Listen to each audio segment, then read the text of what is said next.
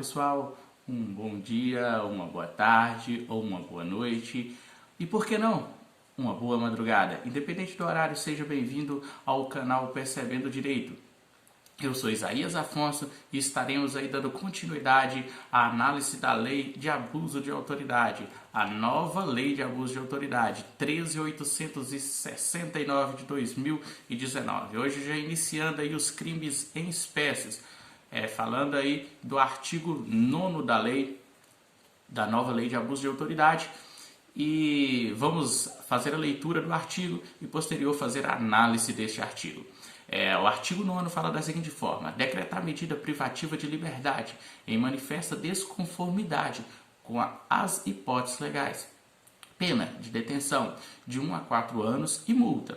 Parágrafo único. Incorre na mesma pena a autoridade judiciária que, dentro do prazo razoável, deixar de relaxar prisão manifestamente ilegal, deixar de substituir prisão preventiva por medida cautelar diversa, ou deixar de deferir liminar ou ordem de habeas corpus quando manifestamente cabível. Então vamos iniciar aí a análise.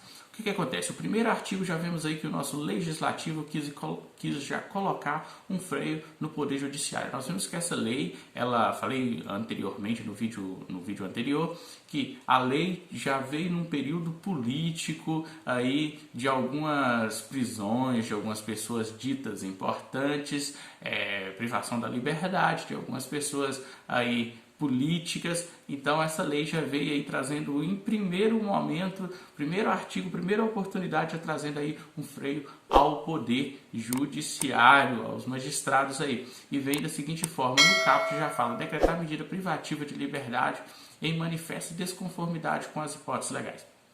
Esta lei, pessoal, ela não veio criando muitas proibição. Ela veio trazendo pena para algumas proibições que já eram previstas. Por quê? No nosso direito brasileiro, a regra é a liberdade, a exceção que é a prisão. Por que a exceção que é a prisão, Isaías? Porque a nossa lei traz a possibilidade de prisão em último momento. Nós já tínhamos no artigo 5º da Constituição Federal, no seu inciso 54, que fala assim: ninguém será privado da liberdade e nem dos seus bens sem o devido processo legal. Então, para a pessoa ser privada da sua liberdade, o correto é ter o processo legal, ou seja, todo aquele procedimento em que a lei prevê para que ele seja privado da liberdade. Nós também temos no artigo 5º, inciso 61, que fala da seguinte forma: ninguém será preso senão em flagrante delito ou por ordem escrita e fundamentada de autoridade judiciária competente, salvo das transgressões militares ou crime propriamente militar, definido em lei. Então, o que acontece? A própria Constituição traz no seu artigo 5º, inciso 61, que ninguém será preso, senão em flagrante delito. Hipótese do artigo 302 do Código de Processo Penal, que fala quando a pessoa se encontra em flagrante delito. Essa pessoa que se encontra em flagrante delito, claro, com as suas exceções aí das imunidades, nós temos aí que a pessoa está cometendo o delito, acabou de cometer o delito, é perseguido por qualquer um do povo, pela autoridade ou pela vítima, fazendo presumir ser ele autor da infração penal, ou logo após é encontrado com objetos, traz a fundamentação que ele seria o autor do delito. Então, seria aí as hipóteses de uma prisão em flagrante. Porém, a prisão em flagrante ela será analisada pelo juiz também e será convertida em prisão preventiva ou prisão temporária ou relaxada. Então, no Brasil, para nós termos uma prisão, ela tem que ser em flagrante. Primeira hipótese é em flagrante, mas é uma exceção. Ninguém será preso se não é uma exceção de prisão em flagrante. Então, a exceção é a prisão em flagrante. Tem outra exceção? Tem.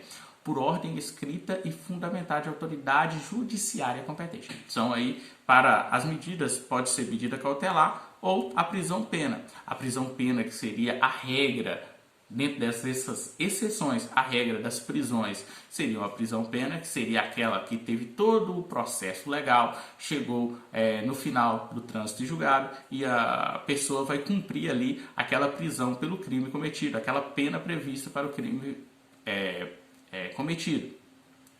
Já também nós podemos considerar aí as prisões cautelares, que nós temos aí a prisão preventiva ou a prisão temporária. A prisão temporária aí tem que seguir os requisitos da Lei 7.960 de 1989, e a prisão preventiva com os requisitos do artigo 312 e 313 do Código de Processo Penal. Não vamos entrar muito aí falando do que é essa prisão preventiva, quais são os requisitos da prisão preventiva ou da prisão temporária, que teremos um vídeo sobre isso. O interessante é sabermos que para alguém ser preso, será em flagrante delito, que está previsto no artigo 302 do Código de Processo Penal, ou por ordem escrita fundamentada. Essa ordem escrita fundamentada pode ser uma prisão-pena depois de todo o procedimento, trânsito em julgado, a pessoa já cumprir a pena, ou por uma prisão cautelar. Essa prisão cautelar, sendo essa prisão cautelar,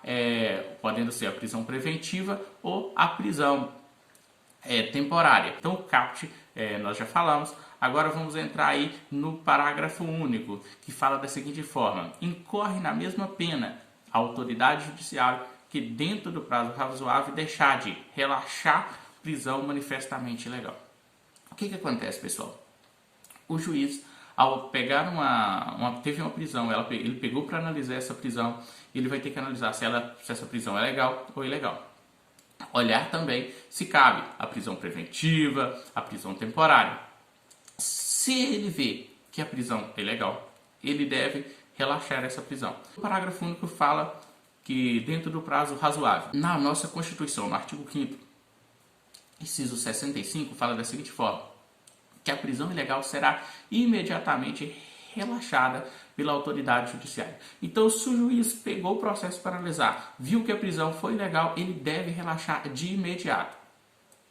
Esse tempo razoável é até chegar nesse momento de análise do juiz. Se o juiz analisou e a prisão é legal, ele deve relaxar essa prisão. Inciso 2º do parágrafo único fala da seguinte forma: deixar de substituir a prisão preventiva por outra medida cautelar ou conceder a liberdade provisória quando manifestamente cabível. Como eu falei anteriormente, que a regra no Brasil é a liberdade, a exceção é a prisão. Então, se for ter aquela prisão cautelar chamada prisão preventiva, se tiver possibilidade de você fazer a substituição dela por outras cautelares, será substituída por outra cautelar. Podemos pegar aí as cautelares no artigo 319 do Código de Processo Penal. Artigo 319 vem trazendo lá diversas medidas aí, cautelares. Entre elas, algumas a gente sabe que não vai funcionar, não tem fiscalização, como de frequentar determinados locais, bem como outras que pode até ter uma fiscalização. Muitas vezes nós percebemos que não tem o efeito que deveria ter, não tem a fiscalização que deveria ter. Exemplo da tornozeleira, que é uma medida cautelar diversa da prisão. Então aí, para não ter a privação da liberdade, substitui, né, a prisão preventiva por uma outra medida cautelar. Tem uma previsão, tem essa previsão. E a segunda parte fala assim, de conceder liberdade provisória quando manifestamente cabível. O que acontece? Se tem a possibilidade de uma liberdade provisória, a pessoa ficar em liberdade, respondendo em liberdade, quando essa possibilidade for cabível, o juiz deverá conceder. Se ele não conceder, ele pode incorrer no crime. E a pena desse crime é de 1 a 4 anos, que é a mesma pena prevista no CAPT. Nós temos o artigo 5º também, inciso 66, que fala da seguinte forma: ninguém será levado à prisão ou mantido nela quando a lei admitir liberdade provisória. Então, nós já tínhamos na nossa Constituição falando que ninguém seria levado à prisão quando a lei permitisse aí a liberdade provisória. E quando que a lei permite a liberdade provisória ou não? No artigo 282 do Código de Processo Penal, nós temos que a prisão preventiva somente será decretada quando não for cabível a substituição por outra medida cautelar. Voltando aí na liberdade provisória, ausente os requisitos que autorize a decretação da prisão preventiva, o juiz deverá conceder a liberdade provisória. E se for o caso aí, ausente os requisitos para a decretação da prisão preventiva, o juiz decretará aí a liberdade provisória. E se for necessário, pode impor as cautelares previstas no artigo 319. Então, o que acontece? A regra é a liberdade. No inciso 3º, vem falando da seguinte forma: quando o juiz incorre na mesma pena, quando o juiz deixar de deferir liminar ou habeas corpus, quando manifestamente cabível. Então nós temos aí uma parte, nós vimos aí em alguns processos aí de alguns políticos que teve vários habeas corpus e não foram concedidos esses habeas corpus. Então o objetivo aqui é tentar colocar mais firme o deferimento do habeas corpus. E o habeas corpus, pessoal, ele é concedido quando a pessoa sofreu a possibilidade ou a coação de sofrer uma privação da sua liberdade de locomoção. E essa privação de liberdade de locomoção por ato de legalidade ou de abuso de poder. Então, quando tiver um abuso de poder ou uma ilegalidade, uma possibilidade de uma prisão ou ocorrendo a prisão, cabe-se habeas corpus, deve ser, pela lei, deve ser aí concedido esse habeas corpus. A própria Constituição já trazia essa possibilidade do habeas corpus, artigo 5º, inciso 68.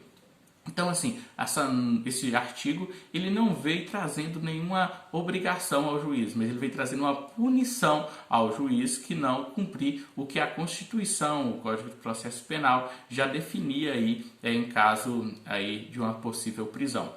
Então, o artigo 9º, que vem trazendo aí um crime próprio, e além de ser um crime próprio, ele ainda é próprio do Poder Judiciário, que é quem vai ter o poder para determinar a privação de liberdade ou conceder outras cautelares.